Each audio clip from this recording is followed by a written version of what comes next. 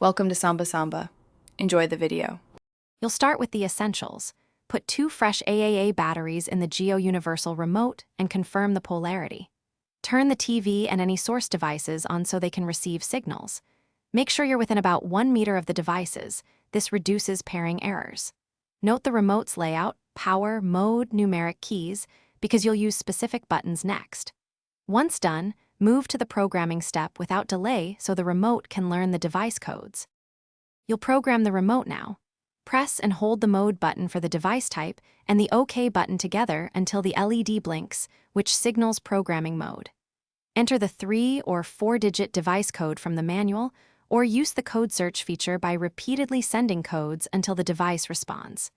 Test power and volume immediately. If the device responds, press Save or OK to lock the code. Make adjustments to button mapping if volume controls the wrong device. You'll finish by verifying every primary control: power, volume, input, and source switching. Walk through each function to confirm proper control. If a button doesn't work, rerun the code search for that device and try alternate codes provided in the list. If multiple devices interfere, assign the remote to a single device mode and retest. Troubleshooting tip: if the remote is unresponsive or misbehaving, perform a factory reset, replace batteries, then Thanks for watching. Consider subscribing if we helped you.